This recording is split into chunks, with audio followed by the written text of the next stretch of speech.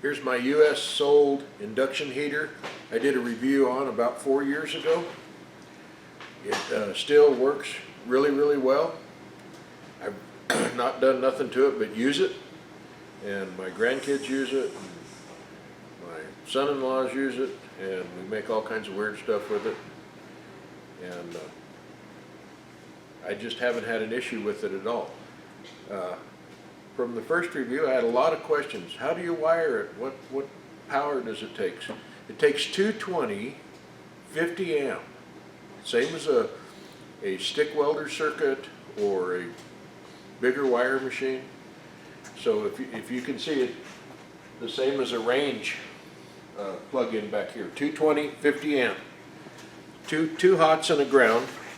It's probably not compliant with America's wiring. So it is made in China. So we're going to plug it in.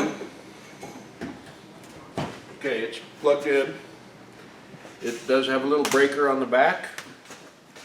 It's got a foot pedal to turn it on and off. It's also got a timer set up. You can run time if you want reoccurring, like if you were going to keep a jeweler's pot, molten gold or stuff I don't know anything about. It doesn't come with great instructions, but it still works the original way I set it up. It's got a water pump. The water pump probably provides about 25 pounds of pressure. There's a pressure switch inside the machine. It has to have water pressure and circulation before it will turn on, because water flows through these little coils, keeps them cool while they're heating.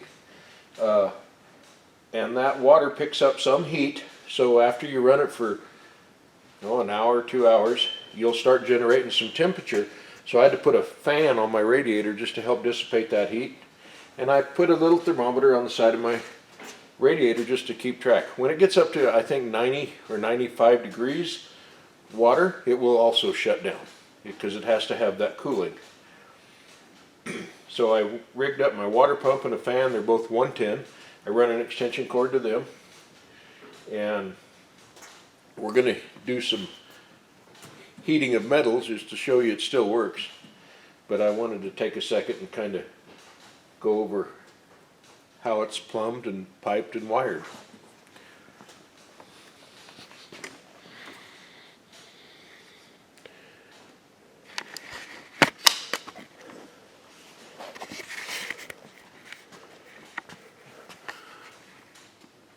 So it's US sold induction heater, and here's the information.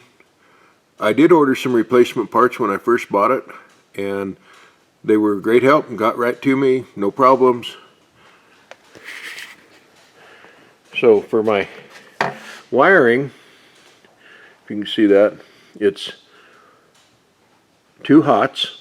The white and the black are both hot, and that's off of a 50 amp breaker, 2-pole 50 amp breaker, and then the one green wire goes down to a ground. Now, I'm not an electrician, and you probably should check with an licensed electrician before you hook this up at your house. Do it the best way you can. It does have a little breaker. So the instructions that I had said it had 3 inlets, but it only had 2. So water in, hot water out, and hot water out goes to the radiator, into the bottom and out the top, and I guess that's backwards, but it works. And then it comes out of the bottom of the water tank into the pump, right into the induction heater. So we can plug that in and we'll heat up some iron. Show you how that works.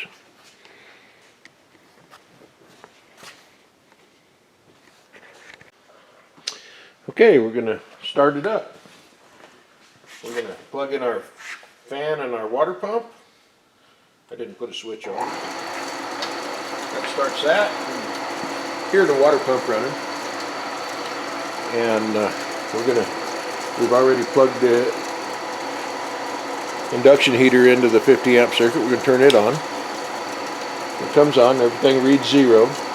Settings are high power and retain power are both set to max. So this is a cold railroad spike. It's going to get hot. So we have a pair of tongs to pull it out of here when it gets hot. So I like to rest things so they don't touch the coil, and it doesn't matter if you touch the coil, but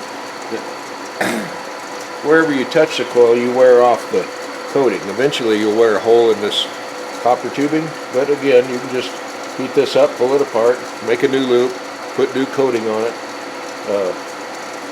and then away you go. So, or you can turn it or make it bigger or oblong depending on what you're going to heat. So, cold. Okay, here we go. We're going to make that red hot in just a few seconds. See, it's smoking. It's got a kind of a second counter up here. It's 07. Okay, so it's red hot there. Just a little bit red. Just barely red in what, like 8 seconds. And it does it so fast, you know, it's still cool on this end. And that's what's so nice about this is you don't have to wait for a forge to heat up. If you have 20 minutes, a hammer and an anvil, you can probably make something. And it takes my forge about 15-20 minutes to heat up. So that's 26 seconds, well, plus the 10, so 36 seconds. And it'll go to white, and in fact it'll start sparking. And if you want, we'll just take it up to spark temperature and see what we're at. We're 51 seconds, almost a minute.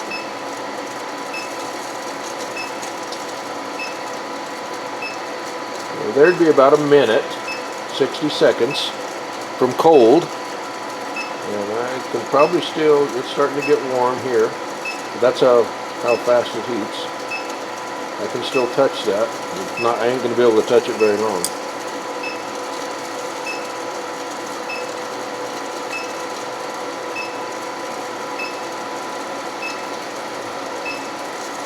You'll actually be able to watch the scale start to disappear on the steel itself. I think it's starting to melt that scale into it. Everybody says, well, how hot will it heat it? Well, it'll heat it hot, as hot as you want.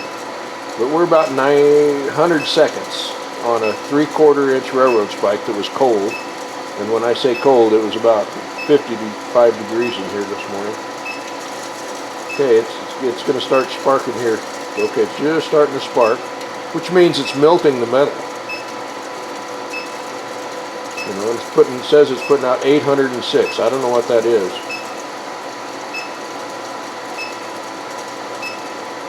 But if you want to work on hot metal, it's pretty hot.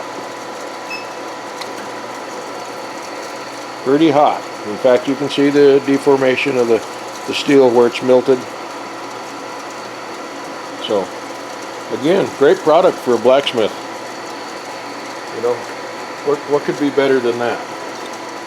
The only really drawback I see is, you know, the tip of something big doesn't heat as good as a bigger mass of steel. It still will heat.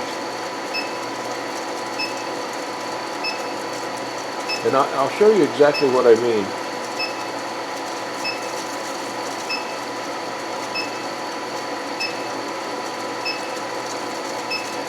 So there's another additional 27 seconds. We're trying to get that tip. I mean, most of the time when you're hammering, you're making a point or drawing something out, you're usually working on the tip.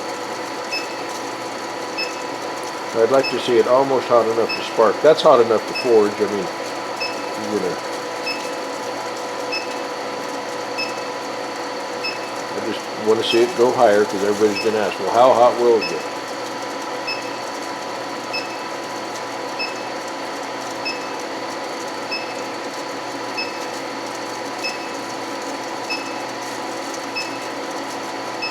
That's another 68 seconds, and it's about to spark. It's about to melt the end of that, or have it at melting temperature. There, you can see the sparks.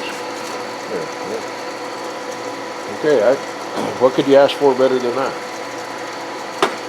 Now,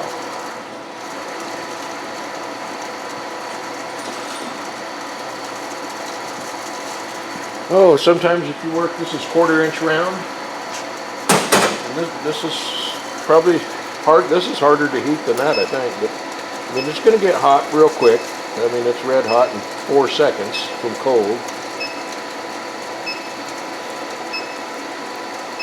So if you're just going to heat it to pound a point on it or bend it, I mean, you can bend it right there, 17 seconds, and you can bend round rod. And what I say by drawback, it doesn't heat the smaller rod really any faster than it heats the bigger iron. So I guess that's good. I don't know. Your decision. Anyway, 4 years I've been working this. We're in my new shop now. And it's simple enough, like 9, 10, 11-year-old grandkids and nieces and nephews, they run it on their own. And I set a pallet by an anvil for them to stand on, and they pound out snakes and all kinds of stuff. And you just have to kind of watch them and get them in the habit. I don't wear gloves when I blacksmith unless I'm chiseling. So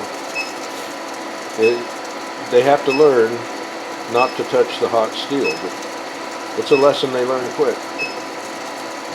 And usually a blister or something is all they get out of it. So it has a harder time bringing a 1/4-inch rod up to melting temperature than it does a 3/4 railroad spike. That's what I say is the drawback. If you wanted to forge weld 1/4-inch rod, you're going to have a little bit harder time doing it. But you'd probably be easier to forge weld something that's bigger, if that's what you wanted to do with it. But it is possible. You just have to hang with it. And if you double, and we've done this before, we put something heavy alongside something thin, and that seems to help also. Somebody might understand the adjustments better than me to make that work better. But anyway, if you have any questions, please submit them. I'll try to answer what I can. Please like and subscribe to my channel, and we'll do some blacksmith work.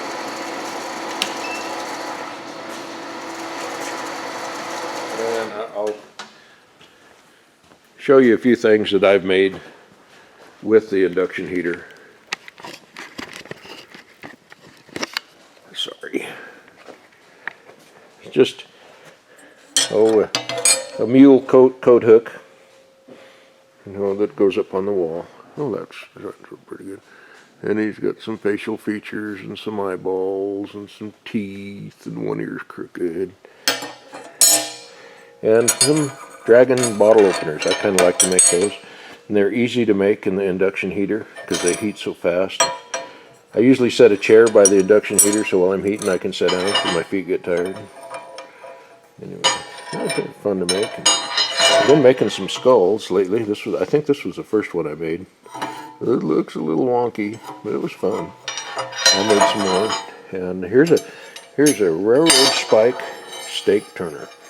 That's drew out and sharpened on the end to flip your steak on your barbecuer. And then here's a leaf knife letter opener, and here's one that's finished. Just silly stuff to make. I don't know if you can see that better.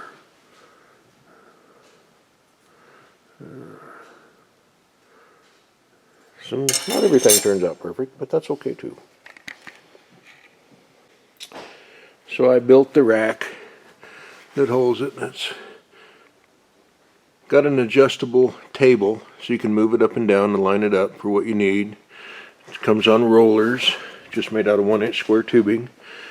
A little plate for that to sit on. I made a little bracket to go over the induction heater just to keep it solid. And a little guard for the radiator because everybody'd be kicking it if it wasn't guarded. And this is a Honda radiator off Amazon. It was like $32, I think. And the water tank is 10 gallons and just a little garden pump. Homdex garden pump. Let's see if we can read that.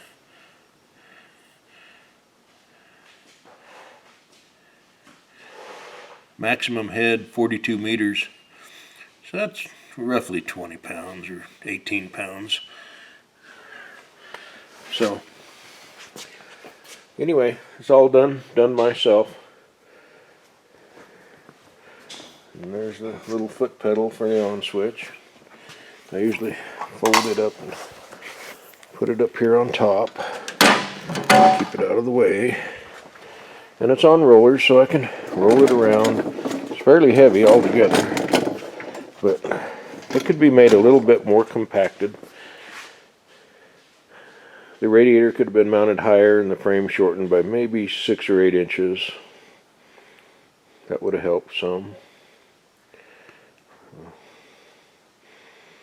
It's original water I put in it 4 years ago. I started with distilled water, didn't put any other chemical in it, just distilled water.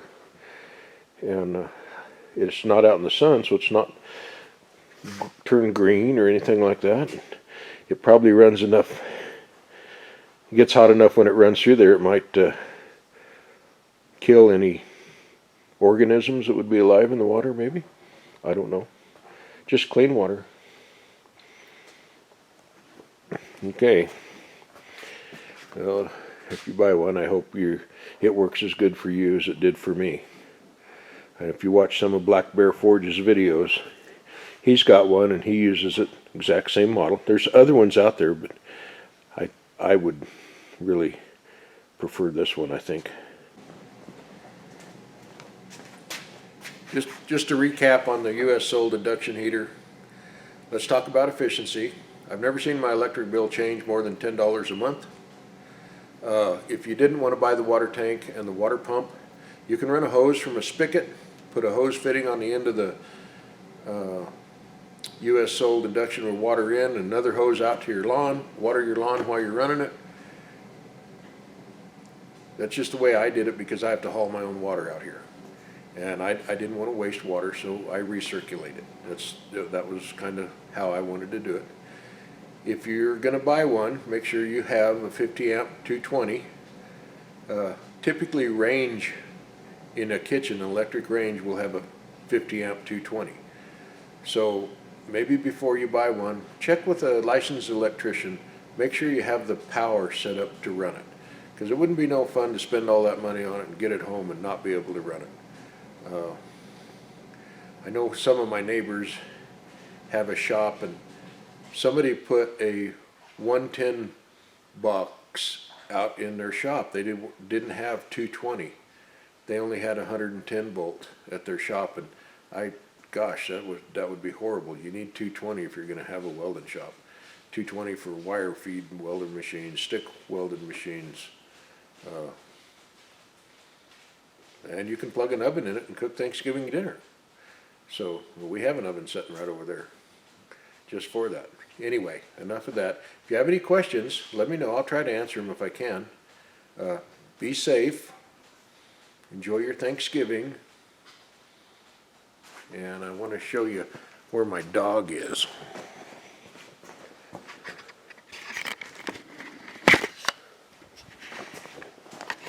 She's usually with me somewhere. And today she's sitting in the rocking chair in her little coat because it's cold out here. But she's a good puppy. That's Brandy. Hi, Brandy. You get this camera shoved in your face all the time, don't you? Yeah. Oh, what a girl. What a girl. Yeah. Great dog.